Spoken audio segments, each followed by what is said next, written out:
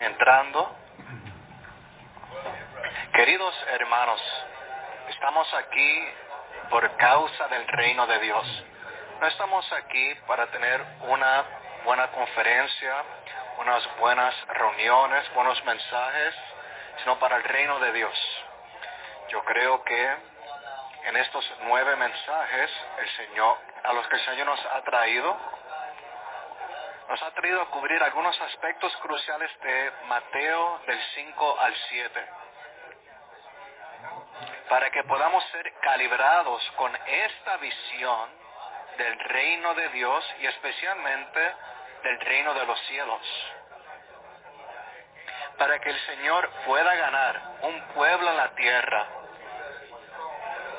que es su pueblo del reino, con la realidad del reino.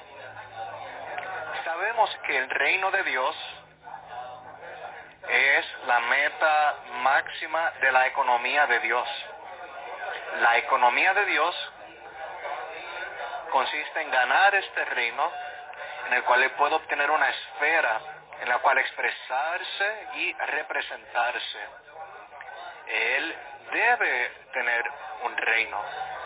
Creo que en el último mensaje, al inicio, el hermano Minoru señaló que al inicio, cuando Dios creó al hombre, eso es lo que había en su corazón. No solo tener un hombre que lo exprese con su imagen y semejanza, sino también al cual darle su dominio para que lo exprese, para que reine a su favor. Esto es lo relacionado con el reino. Al percibir que la venida del Señor se acerca, Él viene buscando, ¿por causa de qué? ¿Buscando qué?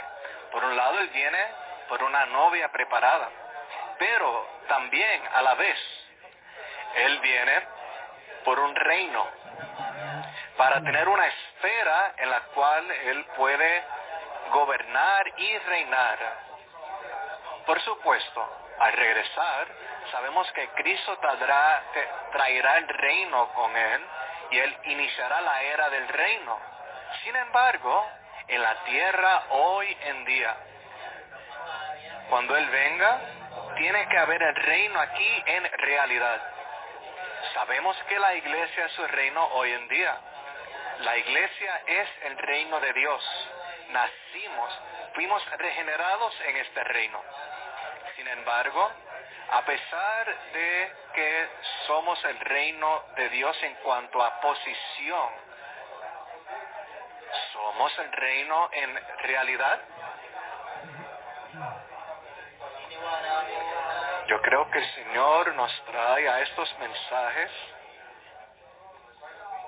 para hablarnos respecto a la realidad del reino. No queremos solo estar en el reino de Dios como un hecho o una posición, sino que debemos estar en el reino de Dios en realidad. ¿Qué es estar en el reino de Dios? ¿Qué es estar en el reino de los cielos? Para eso tenemos que venir a Mateo del 5 al 7. Espero que el Señor use estos mensajes para que, por medio de estos aspectos cruciales, nos hable, nos ajuste, resplandezca sobre nosotros, a fin de que esperamos que por medio del hablar seamos llevados a más realidad del reino de Dios. En el primer mensaje comenzamos con 2 aspectos que son el fundamento, las condiciones de la constitución de esta realidad del reino, que son ser pobres en espíritu y también ser de corazón puro.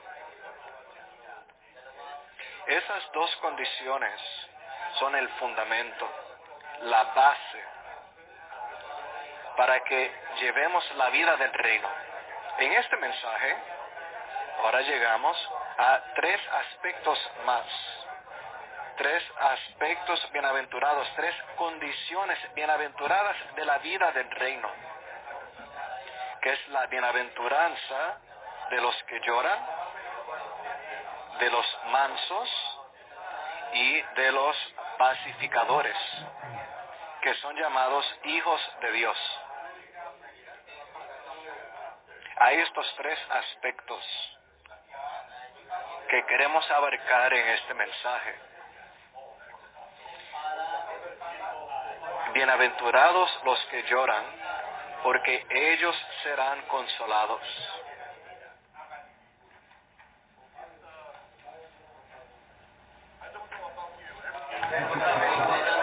No sé de ustedes, pero siempre que leo estas 9 bienaventuranzas mencionadas en Mateo capítulo 5, este aspecto particular lo encuentro muy interesante, muy curioso. Bienaventurados los que lloran. ¿Por qué el llanto, el lamento profundo es algo tan bienaventurado? Yo diría, bienaventurados los que están alegres, ellos serán satisfechos. Sin embargo, el Señor dijo, bienaventurados los que lloran, porque ellos serán consolados. Al considerar este asunto, recibí mucha ayuda del ministerio del hermano Ni en un mensaje que él llama Lágrimas. En las obras recopiladas de Watchman Nee, tomo 19.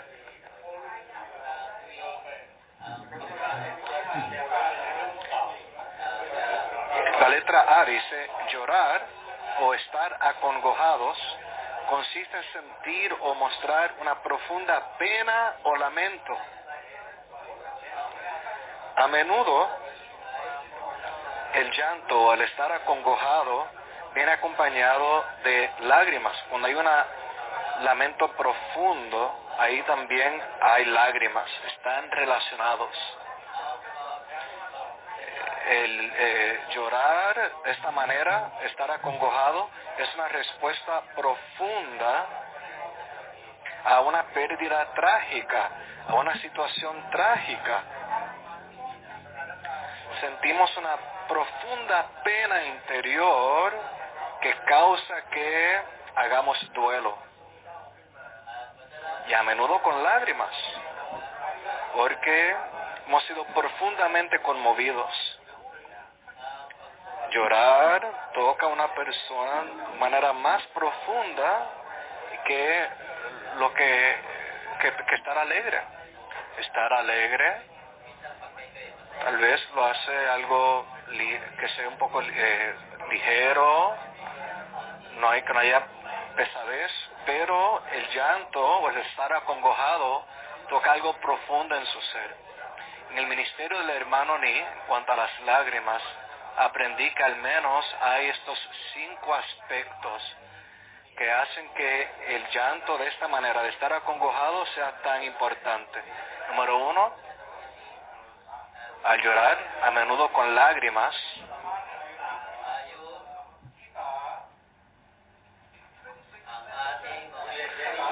en un sentido, es nuestra sensación, sentir intrínseco es más agudo.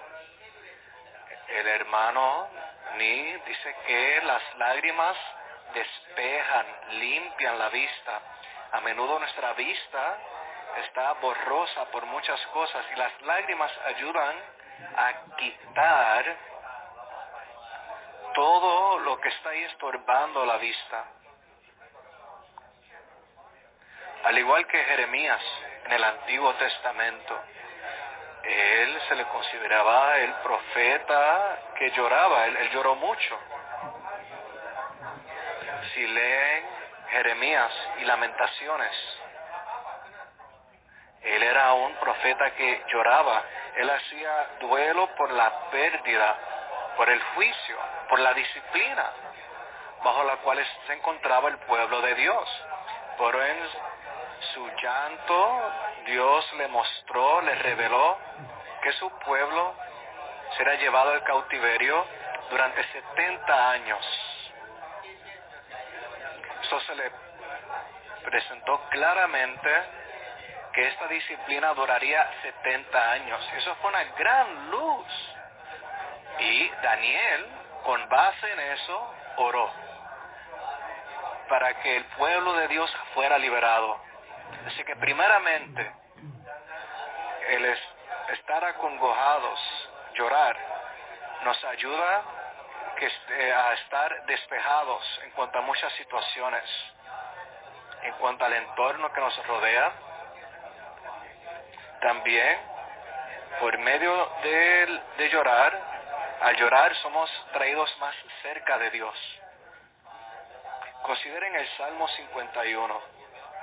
Ahí David, después de cometer adulterio, él fue redarguido en su corazón y él lloró de una manera profunda, con ese profundo lamento que escribió el Salmo 51.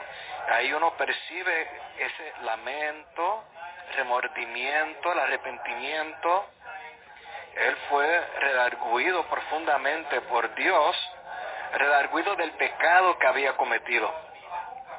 Él fue traído más cerca de Dios por medio de ese arrepentimiento.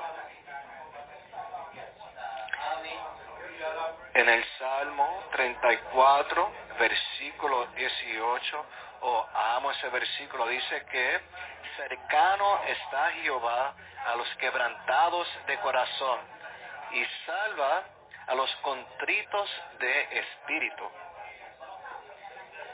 Cercano está Jehová a los quebrantados de corazón. El rey David ciertamente había sido quebrantado al escribir el Salmo 51.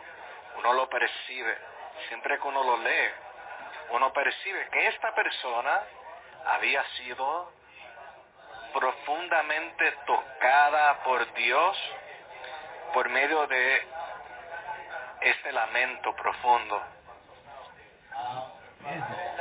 Además, llorar nos ayuda a experimentar la salvación de Dios. Al igual que la mujer pecaminosa en Lucas capítulo 7, que vino al Señor incapaz de hablar, ella lloró, sus lágrimas cayeron en los pies del Señor, ella enjugó sus pies con su cabello, no podía ni decir nada, ella simplemente lloró. ¿Por qué lloró? Probablemente lloró debido a su condición pecaminosa, de cuán terrible ella era. No tenía nada que decir, simplemente lloró. Y el Señor respetó, Él honró ese lamento profundo, incluso apreció sus lágrimas que enjugaron sus pies. Nuestro estar acongojados, este lamento, también causa que nuestras oraciones sean oídas. Tocan el corazón de Dios.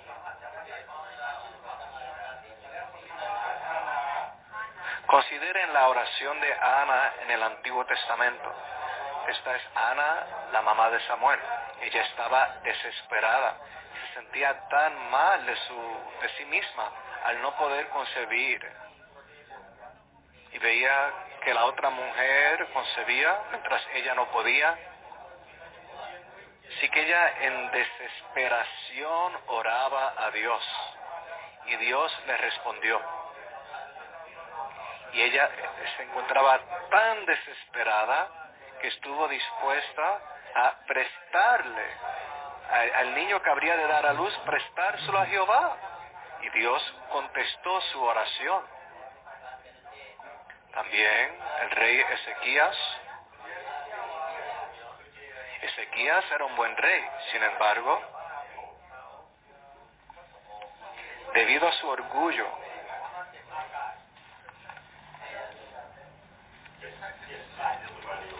él padeció de una enfermedad y estaba a punto de morir. Y él estuvo muy desesperado en su condición y se arrepintió delante de Jehová. Y debido a su lamento y su arrepentimiento, Jehová escuchó su clamor y le dijo: Ezequías, escuché tus oraciones, vi tus lágrimas, te daré 15 años más.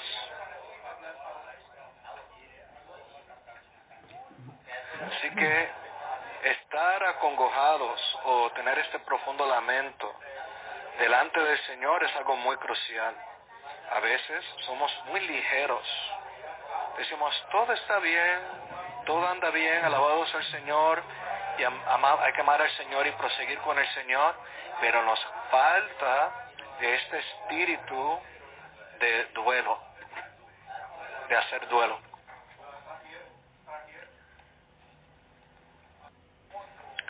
Finalmente, llorar o estar acongojados causará que nuestro servicio al Señor y nuestra obra al Señor sea eficaz y que sea bendecida por Él. Consideren el apóstol Pablo. ¿Cómo laboró? En Hechos capítulo 20, él estaba entre los santos en Éfeso. Pasó 3 años, de día y noche, amonestándolos con lágrimas. ¿Por qué amonestar a los santos con lágrimas? Probablemente muchos de los santos no respondían, no estaban de acuerdo, o no mostraban o tal vez mostraban resistentes. Así que el apóstol los amonestó con lágrimas, laborando, incluso haciendo duelo por ellos. Queridos hermanos,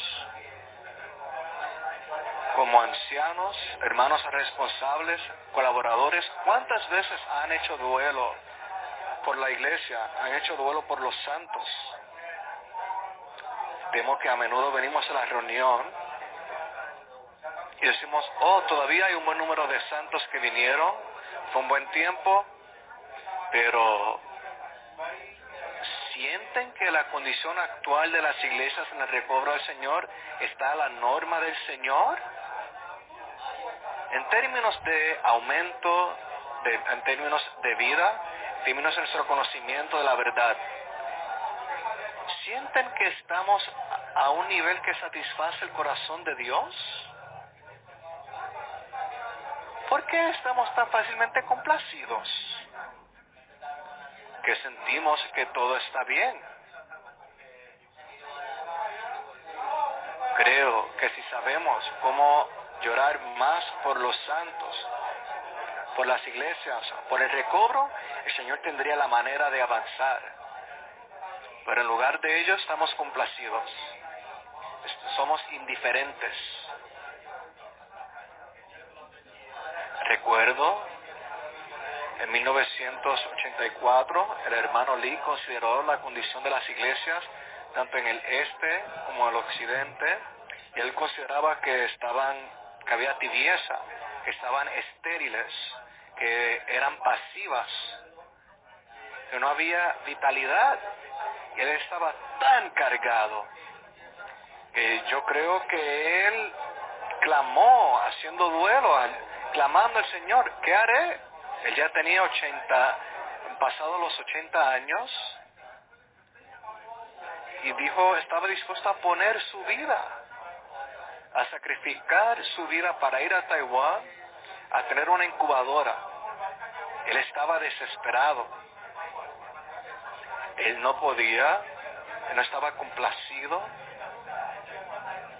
y gracias al Señor, a causa de eso, el recobro fue llevado adelante a otro nivel.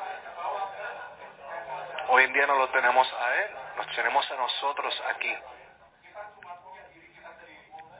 Tenemos un espíritu que llora hacia la iglesia por causa de la iglesia que servimos. En cuanto a la condición espiritual en la que usted está, ¿tiene un espíritu que llora? Queridos hermanos, comienzo a darme cuenta, bienaventurados los que lloran. Usted es bienaventurado si es uno que llora, no por sí mismo, no por sus propios intereses, sino por los intereses de Dios. Bienaventurado si es uno que llora, y el Señor dice que usted será consolado. Será consolado. La letra A, número 1, dice: toda la situación del mundo está en contra de la economía de Dios.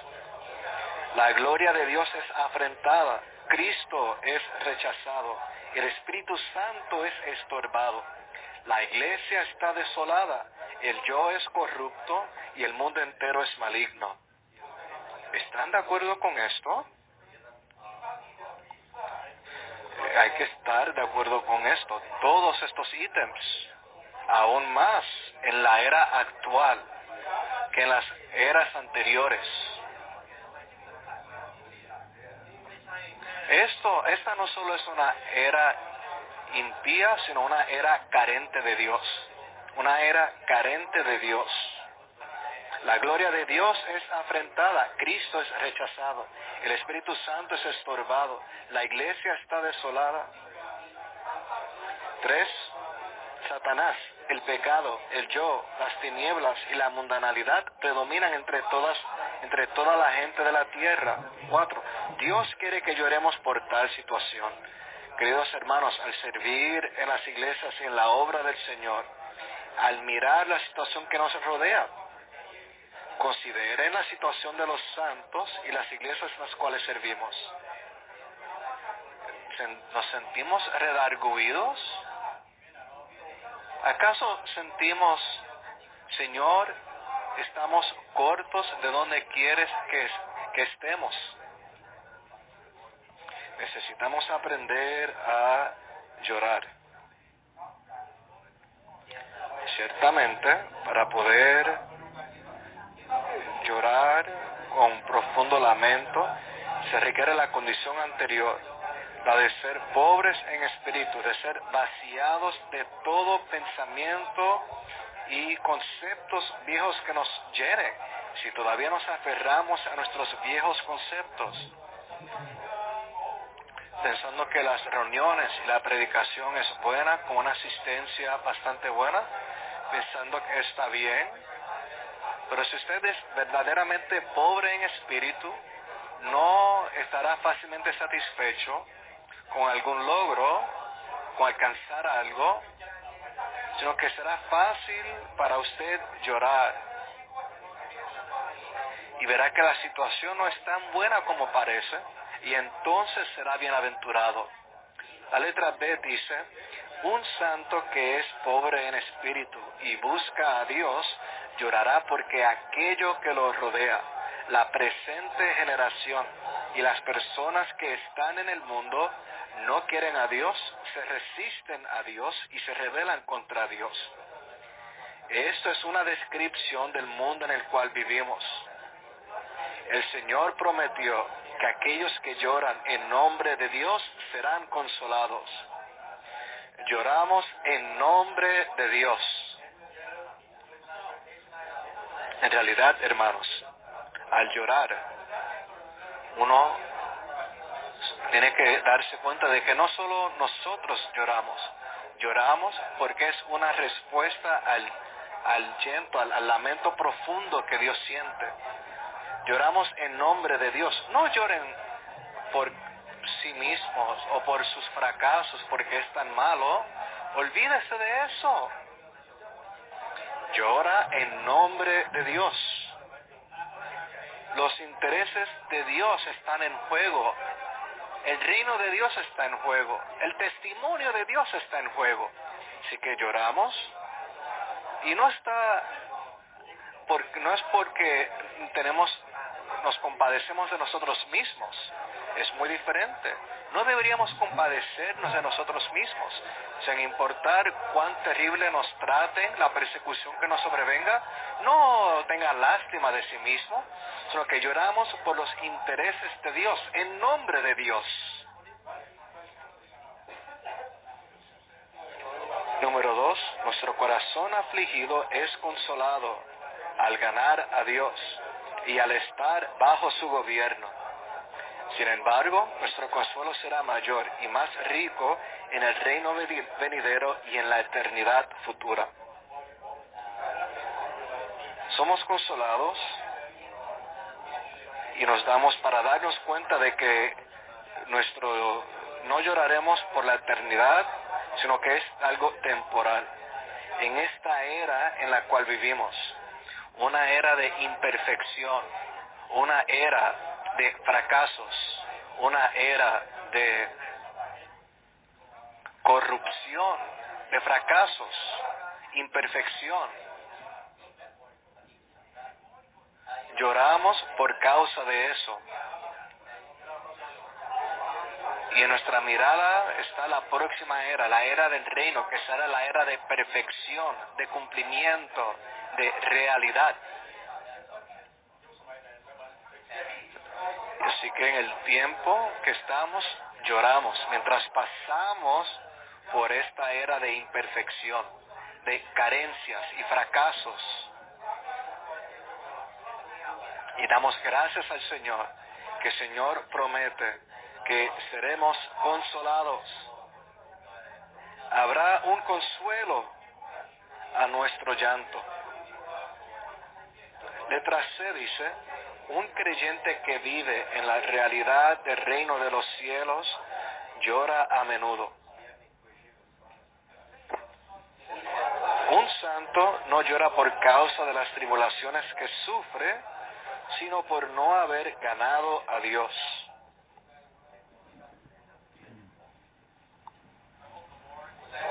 Espero que el Señor, incluso por medio de estos mensajes, haga que nuestros sentimientos sean más sensibles, porque nuestro hombre natural nos complacemos fácilmente y nos volvemos indiferentes, estamos satisfechos fácilmente. Es necesario que el Espíritu nos haga sensibles para que no nos complazcamos fácilmente con la condición actual, con alcanzar algo pequeño, con tener algún tipo de logro. Ciertamente no lloramos, no estamos acongojados por causa de las tribulaciones que sufrimos, sino por ganar a Dios. ¿Está Dios ganando su propósito, su voluntad, su intención? ¿Está el pueblo de Dios ganando a Dios como deberían? Lloramos por eso. Recuerdo hace años, muchos años, un hermano me llamó debido a cierta situación en la iglesia en la cual él estaba. Una situación muy difícil.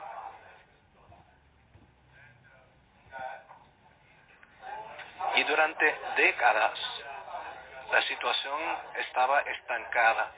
Y este hermano me llamó para orar juntos. Y mientras orábamos, lágrimas comenzaron y clamando, Señor, ¿cuánto? Otros 20 años, otros 30 años, ¿cuánto tiempo permanecerá la situación así? Aunque humanamente nadie podía hacer nada, aprecio que ese tiempo orando juntos tocamos el corazón del Señor. El Señor había estado llorando, haciendo duelo por esa situación. Y la iglesia en aquella área no podía avanzar, seguir adelante debido a cierta persona. Y allá habían algunos hermanos con este lamento, clamando al Señor. Y al final, alabado sea el Señor, Él honró ese lamento y Él vino y aclaró la situación. Hermanos, creo que al llorar así, al hacer el duelo, somos traídos más cerca del Señor, experimentamos su salvación y nuestras oraciones serán contestadas y honradas por Él. El objeto de tal llanto es Dios y su dominio. Tal llanto es noble y santo.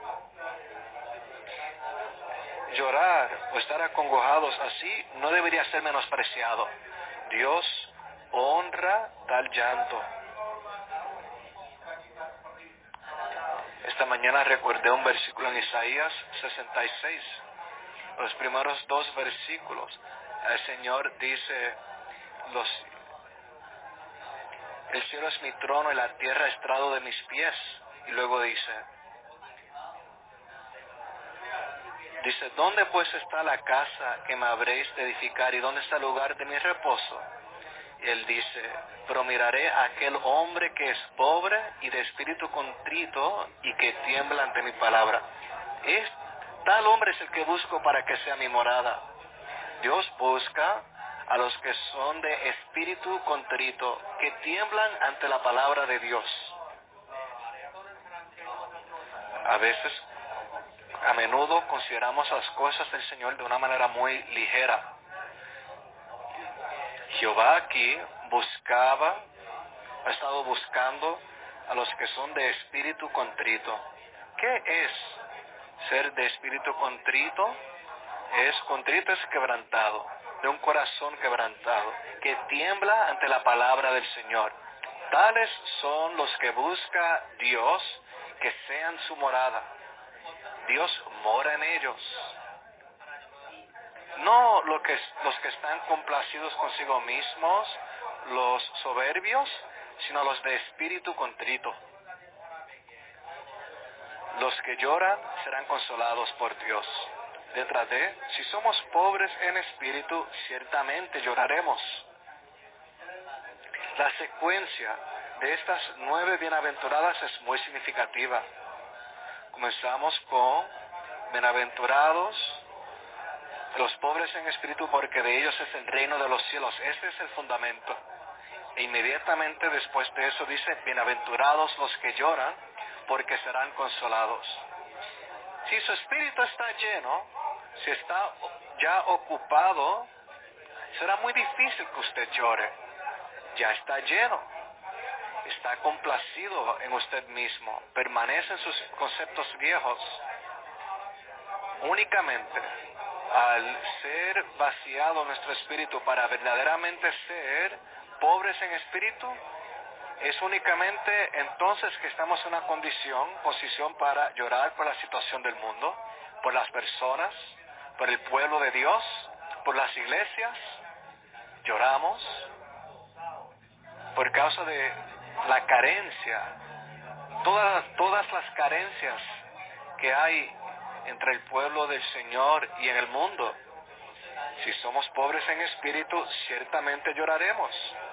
1, nos sentiremos tristes y apenados por causa de la pobre situación que hay entre el pueblo de Dios, incluso por causa de nuestra propia condición. 2, la situación entre el pueblo de Dios hoy en día realmente es digna de llanto. 3, por causa de la vida del reino también necesitamos llorar. 4, necesitamos llorar con respecto a nosotros mismos, nuestra sociedad y el cristianismo actual. 5, cuando miramos a Cristo estamos felices y nos regocijamos, pero cuando nos miramos a nosotros mismos y a los que nos rodean, tenemos que llorar o tener un profundo lamento. En una vida cristiana normal, estar gozoso y hacer duelo van juntos. Al mirar al Señor, estamos gozosos porque Él es nuestra esperanza. Él es la razón. Él es el que está en el trono. Él es el significado de nuestra vida. Al mirarlo a Él, estamos gozosos. Y sin embargo, al mirarnos a nosotros mismos y el entorno, estamos llenos de llanto. Sentimos un profundo lamento. Estos van juntos. Al estar gozosos delante del Señor, mirándolo a Él y su propósito eterno y su deseo, estamos llenos de gozo. Él es el que está en control. Y sin embargo, a la misma vez, al mirar el entorno, estamos llenos de llanto.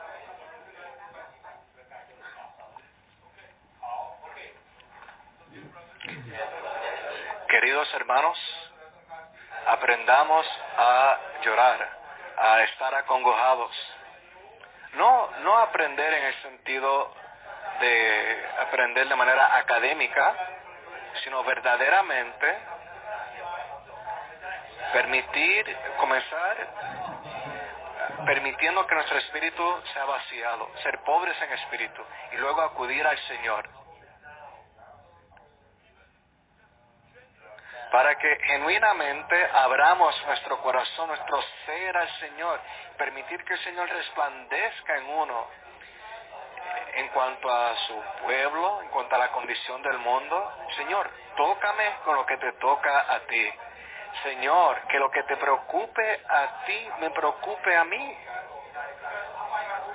Toda la oposición en el mundo actual, tanta falsedad, tanta corrupción, tanta injusticia, tantos pecados, tanta persecución, tanto rechazo, Señor, ¿cuánto? Oh, cuánto para que tu justicia sea traída. Y usted aprende a orar de esta manera. Hermanos, incluso a veces es bueno llorar así con lágrimas. O sea, usted no está complacido. No que esté desanimado, no es lo mismo.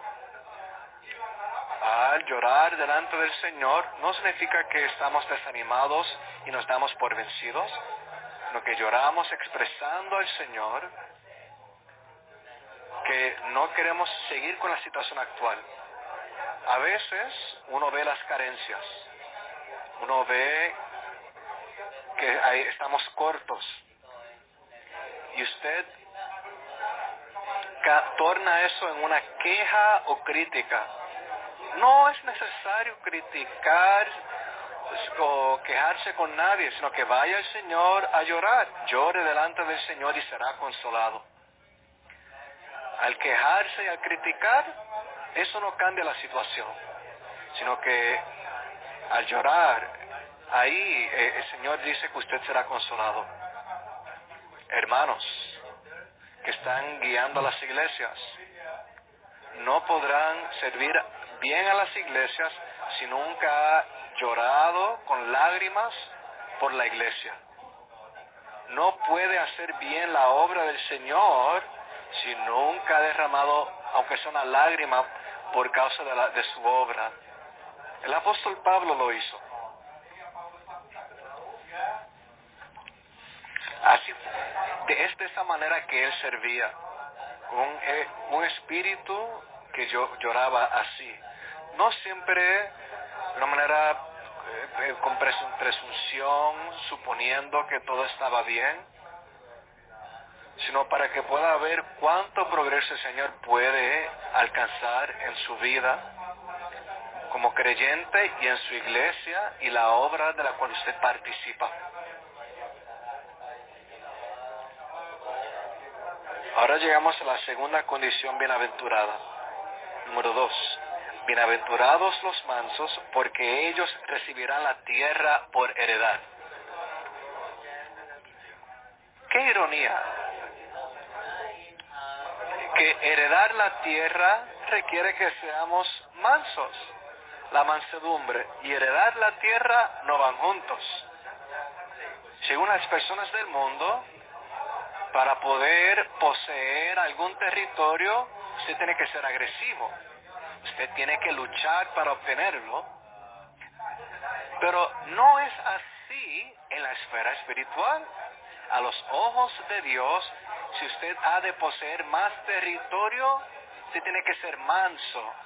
¿Qué es ser manso? Letra A dice, ser mansos significa no resistir la oposición del mundo, sino sufrirla voluntariamente. Vemos esto en el mundo hoy en día. Si los países fueran mansos, se acabarían las guerras. No habría más luchas. Todavía hay luchas porque nadie es manso. Todos intentan invadir, tomar ventaja de otros. Sin embargo, la característica de la vida de este reino es mansedumbre, que finalmente conquistará la tierra y que finalmente heredará la tierra. Esto nos pone al descubierto nuestra vida natural. porque somos criados, crecemos en este mundo, en nuestra vida natural, siempre buscando invadir, tomar ventaja de otros, ser agresivos. Debemos aprender a ser mansos, no resistir, sino sufrir voluntariamente, como lo hizo el Señor Jesús, como lo hicieron los apóstoles, como tantos de los queridos santos, incluyendo el hermano Ni, el hermano Lee. Ellos fueron mansos a fin de heredar la tierra.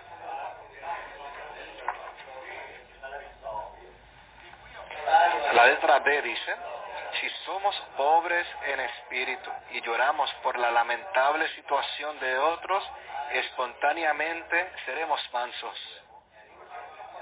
Primero, nuestro espíritu tiene que ser descargado, vaciado, sin nada que nos preocupe, que nos ocupe, sino Dios y sus intereses.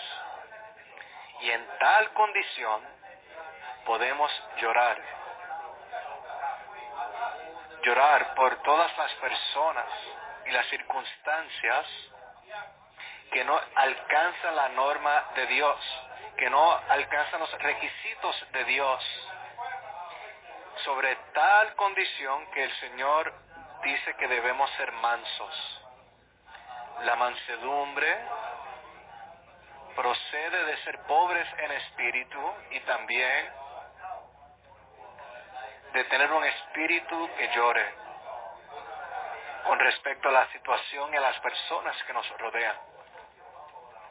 Espontáneamente seremos mansos. 1. Debemos ser mansos para con todas las personas. 2. Poseer la virtud de la mansedumbre significa que no invadimos a otros ni luchamos con ellos. Hermanos, ¿qué le parece esto? ¿Alguna vez han invadido a otros? Todavía recuerdo cuando el hermano Lee estaba entre nosotros en una reunión de entrenamiento en el entrenamiento de tiempo completo en Anaheim. Hablaba con un hermano que estaba en la fila al frente, y a algunos de nosotros nos gusta cruzar las piernas y la pierna se mueve a la silla al lado. El hermano dice que invadimos el espacio de otros, nos dan cierto espacio, cruzamos la pierna, invadimos la mitad del territorio de la persona del lado. Al escuchar eso nos reímos, pero vemos aquí en nuestro hermano que él se ejercitaba en no invadir el entorno, la esfera de otros. Es un detalle pequeño, quedarse sentado a lo que le midieron, y no suponga que la fila completa es suya. A veces nosotros como obreros vamos a lugares a laborar sin ninguna consideración por los otros que han laborado.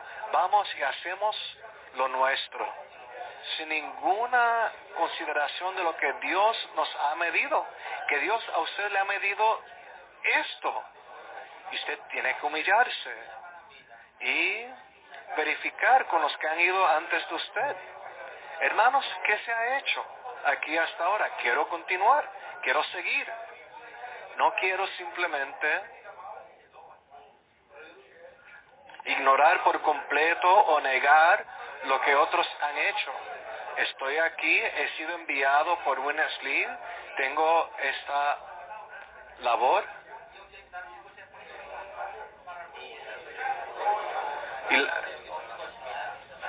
Y elaborar de esa manera no tiene un espíritu de mansedumbre.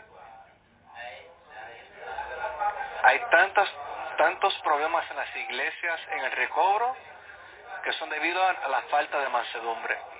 No solo en la obra, sino como ancianos. ancianos juntos han invadido la porción de otros. Esa no es su porción. ¿Por qué supone que ustedes todo inclusive lo puede hacer todo? Usted se ocupa de su parte.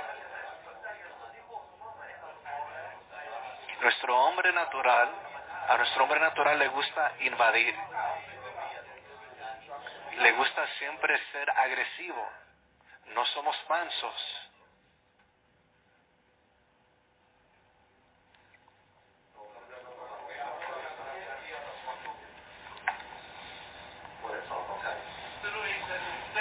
La letra A dice, más bien estamos dispuestos a ceder.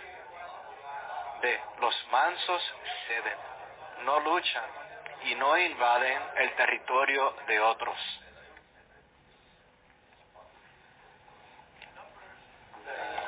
En Números capítulo 12 tenemos una situación en la cual Miriam y Aarón hablaron contra Moisés.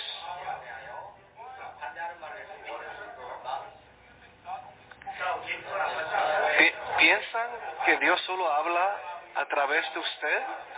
Él también habla a través de nosotros. Moisés no respondió. Él había sido llamado por Dios para guiar a su pueblo. Él no pidió esa tarea. De hecho, él trató de rechazarlo. Dijo, soy tardo en mi hablar, envía a otro, pero Dios lo llamó. Y ahora sus hermanos se levantaron contra él. ¿Acaso solo por medio de Moisés ha hablado Jehová? ¿No ha hablado también por medio de nosotros? Ellos lo retaron. Pero Moisés no hizo nada para protegerse. Y es muy significativo que lo oyó Jehová. ¿Se imagina? Lo que sea que Aarón y Miriam dijeron, lo oyó Jehová. Moisés no respondió, no dijo ni una palabra y Jehová se molestó. Él sí lo escuchó. Él sí lo oyó y llamó a Miriam y a Aarón. Salid vosotros. Y en el versículo 3 dice, aquel varón Moisés era muy manso, más que todos los hombres que había sobre la faz de la tierra. Números 12:3. Moisés no intentó proteger su territorio o posición, no dijo nada, dejó que ellos dijeran lo que iban a decir. Él permaneció callado y permitió que Jehová hablara. Hay tantas lecciones al considerar nuestra propia historia, incluso nuestras propias experiencias. ¿Cuántas veces cuando se habla mal de nosotros, cuando somos criticados, intentamos defendernos, proteger nuestra posición? Y eso ha causado una reacción a la reacción y más reacciones. Y luego rápido hay más disturbios. Bienaventurados los mansos. Ellos recibirán la tierra por heredad. La letra C dice, mientras somos mansos para con otras personas, debemos luchar contra el poder de las tinieblas. Aquí hay un contraste, nuevamente. Mientras somos mansos, mientras cedemos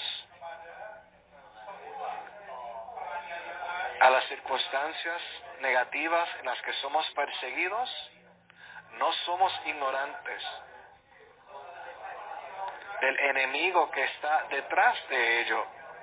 Nuestro enemigo no son esos hermanos o hermanas o parientes. El verdadero enemigo es el diablo, quien está detrás de todas esas actividades. Externamente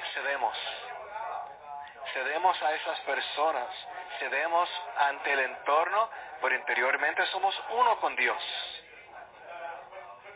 Somos uno con la voluntad de Dios. Eso es exactamente lo que hizo Jesús. Al estar allí, colgando en la cruz, Él permitió que las personas le hicieran lo que querían. Se mofaron de Él, se burlaron, se rieron de Él, se burlaron, lo difamaron. Dicen, si eres el Hijo de Dios, baja de la cruz. Y Jesús permaneció callado, no dijo nada. Pero alabado sea el Señor que Él no bajó de la cruz. Él permaneció allí. Permitió que se burlaran de Él. Permitió que hicieran lo que ellos escogieran. Y Él se mantuvo firme, siendo uno con la voluntad de Dios. Él obedeció la voluntad de Dios para Él, que era la cruz. Y permaneció allí hasta el fin. Él tomó la voluntad de Dios y se sometió completamente a la voluntad de Dios. Esa sumisión a la voluntad de Dios es el combate más fuerte contra el enemigo. Combatimos contra el enemigo, no contra sangre y carne, sino al obedecer la voluntad de Dios. Y a la misma vez cedemos a lo que Dios permite en nuestro entorno. Las otras personas no son el enemigo. El enemigo es Satanás y sus ángeles, los poderes malignos en el aire. Si somos mansos, estando dispuestos a sufrir la oposición del mundo en esta era, recibiremos la tierra por heredad en la era venidera. Hermanos, aquí la tierra no se refiere a esta tierra actual corrupta. No queremos heredar esta tierra. Vendrá el día en el que esta tierra, vendrá el tiempo en que los reinos de este mundo serán el reino de nuestro Señor Jesucristo, como dice Apocalipsis 11. Habrá una nueva tierra que recibiremos por heredad. Recibir la tierra por heredad en realidad es heredar el reino de Dios. No se trata de heredar Malasia o Indonesia. Esta tierra actual no es digna de que la heredemos. Heredamos el reino de Dios, la nueva tierra. Letra E. El Señor Jesús dijo de sí mismo: soy manso de corazón. Esto es Mateo 11:29. Vamos esos versículos. En el 28 y 29, el Señor llamó a los que laboraban, los que estaban cargados, que vinieran a Él a descansar. Dijo: tomad sobre vosotros mi yugo. Ligera es mi carga. Aprended de mí, que soy manso y humilde de corazón. Aprendemos a ser mansos porque tenemos un yugo sobre nosotros. Al igual que Jesús, al venir a la tierra, Él vino con un yugo sobre Él. ¿Qué es este yugo?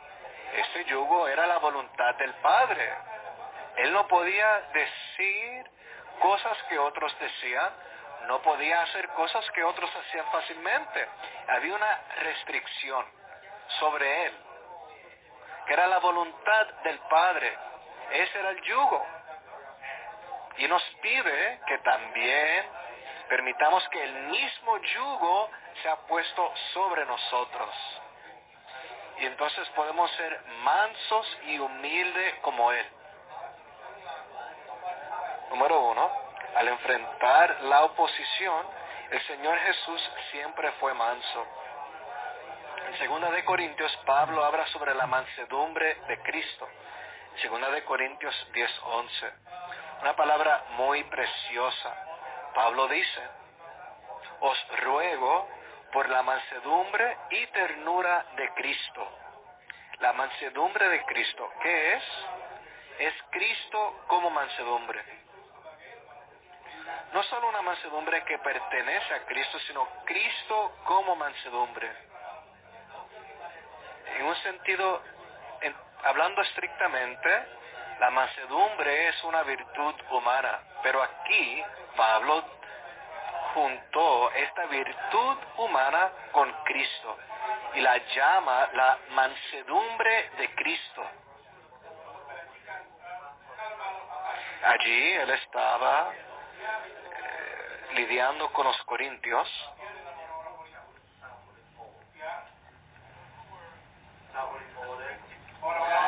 quienes tenían sospechas de Pablo. Sospechaban que Pablo se estaba aprovechando de ellos, robándoles, y no confiaban en Pablo, y Pablo estaba allí tratando de elaborar con estos corintios, y él vino a ellos no con una vara de hierro para tratar con ellos, sino con la mansedumbre de Cristo. Él les rogó: oh hermanos, hay tantas veces que al enfrentar un conflicto venimos con una vara, con una espada para luchar, para eliminar el conflicto. Así no es que Pablo vino a los corintios. Él les rogó por la mansedumbre de Cristo. Él no intentó argumentar o debatir con ellos. Queridos hermanos, en nuestra vida de servicio, al encontrarnos con situaciones de conflicto, no saquen la espada, no saquen la vara, sino que ejerciten la mansedumbre de Cristo. La mansedumbre es una virtud de la humanidad de Cristo por la vida divina. Letra A. Letra B. La mansedumbre de Cristo no es un asunto sencillo, ya que se halla en su humanidad y es producida por la vida divina. C. Cuando el Señor Jesús estuvo en la tierra, Él llevó una vida humana por la vida divina. D. Por medio de esta mezcla de la divinidad y la humanidad, la virtud de la mansedumbre fue manifestada. Aquí la mansedumbre de Cristo es la expresión de lo que procede de la mezcla de la divinidad y la humanidad. La vida divina es expresada en y por medio de la vida humana. Número 3. La mansedumbre de Cristo se ve en la manera en que Él entró en Jerusalén, según está escrito en Mateo capítulo 21 del 1 al 11. Él era manso y estaba sentado sobre una asna y sobre un pollino, hijo de bestia de carga. Esto representa el estado manso y humilde en que el Señor estuvo dispuesto a presentarse. Aquí estaba el Hijo de Dios, aquel en quien habitaba toda la plenitud de la deidad. Él era aquel que era la impronta de la sustancia de Dios. Y sin embargo, Él vino a su pueblo de una manera tan humilde, tan mansa, como si fuera el menor de todas las personas. Él no llegó sobre un gran caballo, sino sobre una asna y sobre un pollino,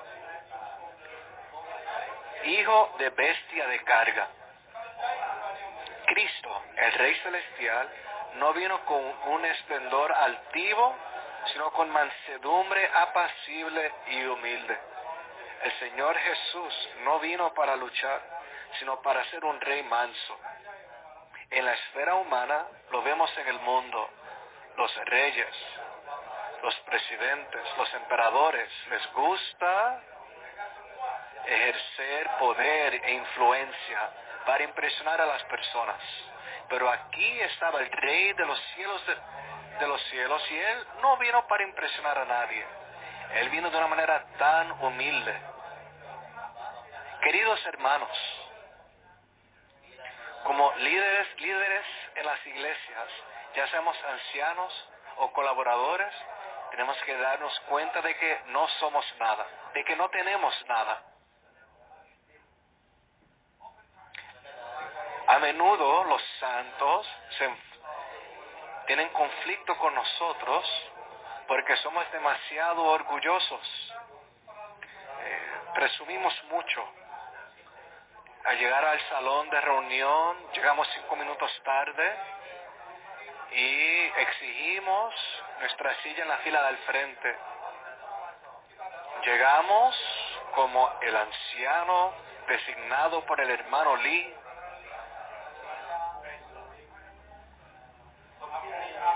El que ha sido anciano por más tiempo. Llegó 5 minutos tarde y llega al frente y se sienta como si no hubiera nada malo con eso.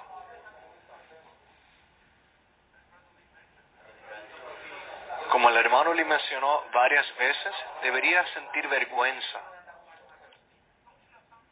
¿Acaso no tiene algún sentir de que por ser el hermano, que el anciano designado por el hermano Lee no siente que debería sentarse atrás y pedirle disculpas a los hermanos? No supongan que su posición lo hace alguien.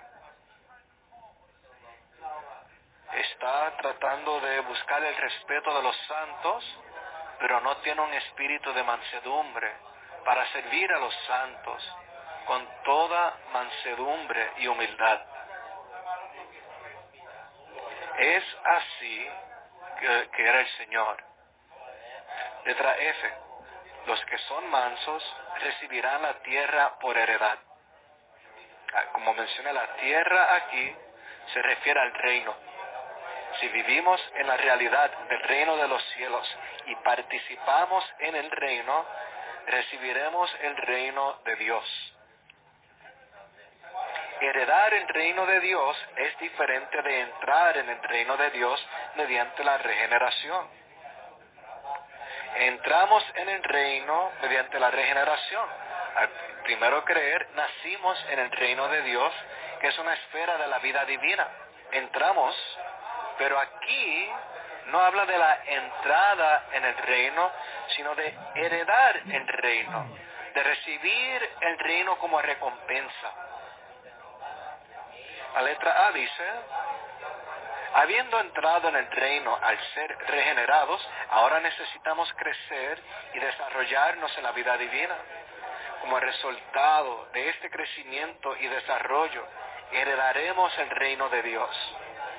No podemos heredar el reino de Dios a menos que crezcamos hasta la madurez en el desarrollo apropiado que experimentamos en la vida divina. Queridos hermanos, todos estamos ya en el reino de Dios. Amén. Por nacimiento, por regeneración, pero necesitamos crecer en la vida divina que se nos ha dado para que podamos tener la madurez a fin de heredar el reino como recompensa.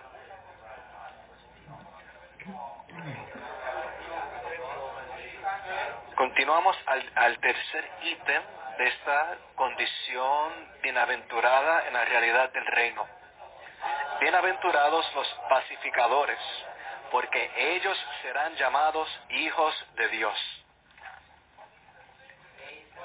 Dice, Satanás, el rebelde, es el instigador de toda rebelión. La paz es una condición necesaria del reino de Dios. Jerusalén, según lo implica el nombre, es una ciudad de paz. La Nueva Jerusalén es una ciudad de paz. El reino no puede estar firme si no hay paz. Aquí, por ser el pueblo del reino, se nos requiere que seamos pacificadores. Satanás es el instigador de toda rebelión. Para causar división entre las personas, para traer conflicto, para que haya lucha y conflicto. Pero en el reino de Dios, la paz debe ser preeminente. Y por ser el pueblo del reino, una de las características más elevadas de esta vida del reino es que hacemos la paz. No causamos problemas, no causamos disturbios, sino que hacemos la paz. Cualquier clase de rebelión es una destrucción de paz. Por causa del reino de los cielos, bajo el gobierno celestial de este reino, debemos ser aquellos que hacen la paz entre los hombres. 1. Nuestro paz es el Dios de paz, que tiene una vida pacífica con una naturaleza pacífica. 2. Si nosotros, los que hemos nacido de Él, hemos de ser pacificadores, debemos andar en su vida divina y conforme a su naturaleza divina.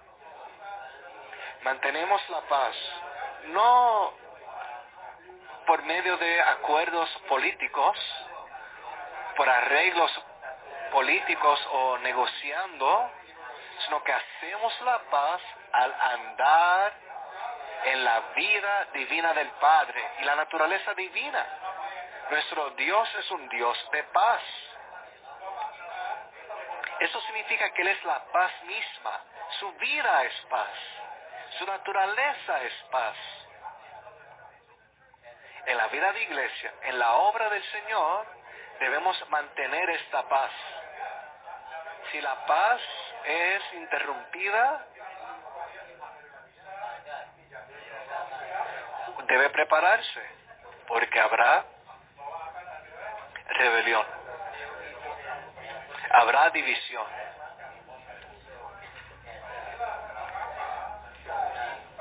Es por ello que al inicio de las epístolas del apóstol Pablo, él menciona gracia y paz. Gracia es el suministro y la paz es la condición. El apóstol quería ver no solo la gracia que venía para ser el suministro de las iglesias, sino que la paz fuera la condición en que las iglesias podían avanzar y ser edificadas. Cuando hay un disturbio a la paz, la iglesia no puede ser edificada. La iglesia solo puede ser edificada en una condición de paz. Número 3 dice, de esta manera expresaremos su vida y naturaleza y seremos llamados hijos de Dios. Los que hacen la paz no son llamados pacificadores, son llamados hijos de Dios. Oh, muy interesante. Estos son los que han nacido del Padre Dios, que es la fuente de paz, quien tiene una vida de paz, una naturaleza de paz. Al mantener la paz, el resultado, la expresión, es que seremos llamados hijos de Dios, al igual que nuestro Padre. Somos los hijos de Dios.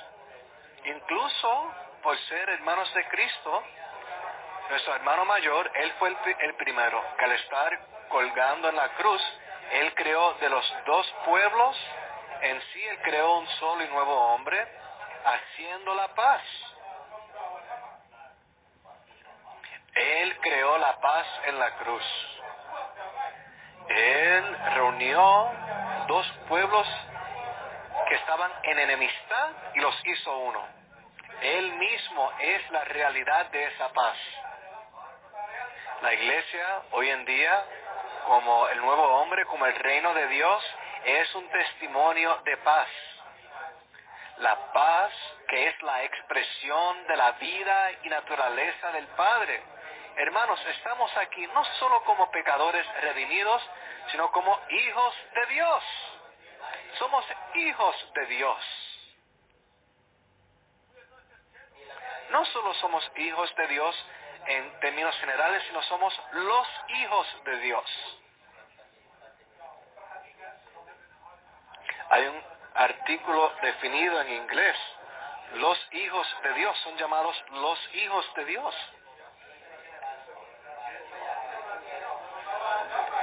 Dice, los pacificadores bienaventurados serán llamados hijos de Dios.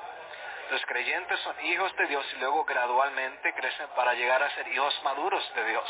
En su salvación, Dios hace de pecadores hijos. El pensamiento central del libro de Romanos es que Dios, en su salvación, hace de pecadores sus hijos que poseen su vida y naturaleza, a fin de que lleguen a ser constituyentes del cuerpo de Cristo para su expresión.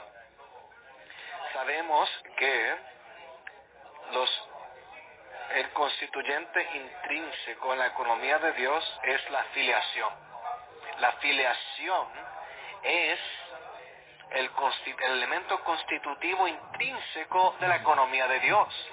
La salvación de Dios no solo consiste en sacar a los pecadores del juicio y la condenación para que tengan vida eterna, sino que la salvación que Dios efectúa consiste en hacer de pecadores hijos de Dios, componentes de la salvación de Dios para la edificación de su pueblo. Ese es el pueblo del reino. La letra A dice, Romanos 8 en particular recalca la filiación. El versículo 14 dice, todos los que son guiados por el Espíritu de Dios, estos son hijos de Dios.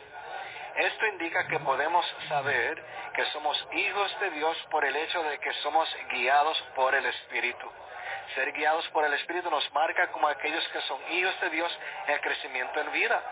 El versículo 19 continúa, la creación observa ansiosamente, aguardando con anhelo la revelación de los hijos de Dios.